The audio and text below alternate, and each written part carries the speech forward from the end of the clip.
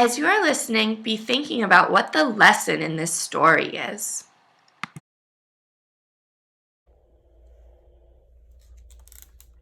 Amazing Grace by Mary Hoffman, illustrated by Caroline Binch. Grace was a girl who loved stories. She didn't mind if they were read to her, or told to her, or made up in her own head. She didn't care if they were from books or movies or out of Nana's long memory. Grace just loved stories. And after she had heard them, and sometimes while they were still going on, Grace would act them out. And she always gave herself the most exciting part. Grace went into battle as Joan of Arc and wove a wicked web as Anansi the spider. She hid inside the wooden horse at the gates of Troy. She went exploring for lost kingdoms. She sailed the 7 seas with a peg leg and a parrot. She was Aladdin rubbing his magic lamp to make the genie appear, and Mowgli in the backyard jungle. Most of all, Grace loved to act out adventure stories and fairy tales. When there was no one else around, Grace played all the parts herself.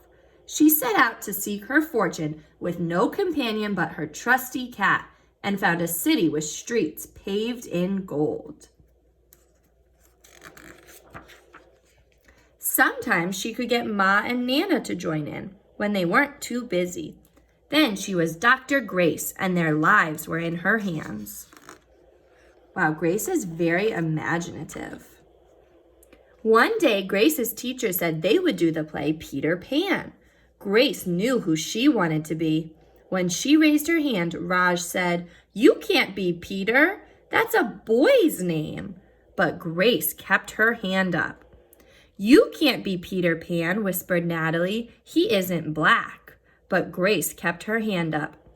"All right," said the teacher. "Lots of you want to be Peter Pan, so we'll have to have auditions next week to choose parts." She gave them words to learn. I wonder how Grace is feeling after that. When Grace got home, she seemed sad.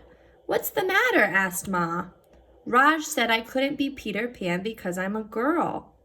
"That just shows what Raj knows," said Ma. "A girl can be Peter Pan if she wants to."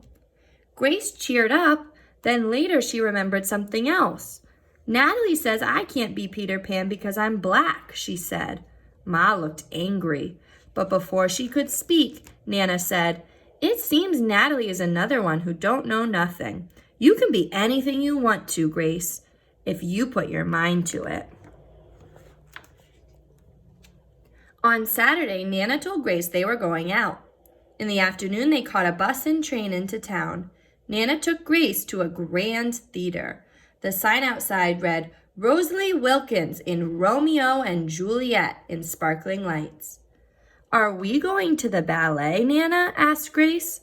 "We are, honey, but first I want you to look at this picture." Grace looked up and saw a beautiful young ballerina in a tutu. Above the dancer, it said, "Stunning New Juliet."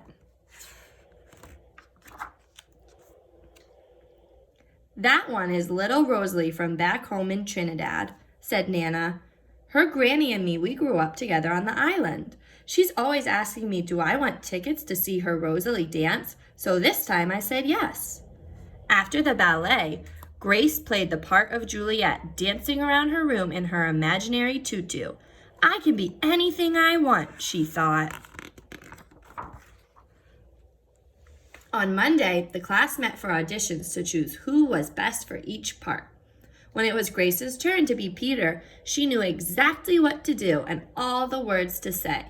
She had been Peter Pan all weekend. She took a deep breath and imagined herself flying. When it was time to vote, the class chose Raj to be Captain Hook and Natalie to be Wendy.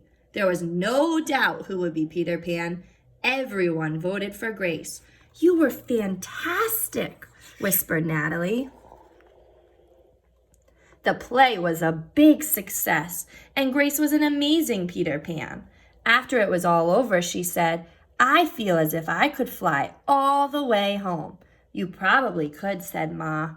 "Yes," said Nana. "If Grace put her mind to it, she can do anything she wants." Now that you've listened to the story, start thinking about what is the lesson in Amazing Grace? What does the author want us to learn?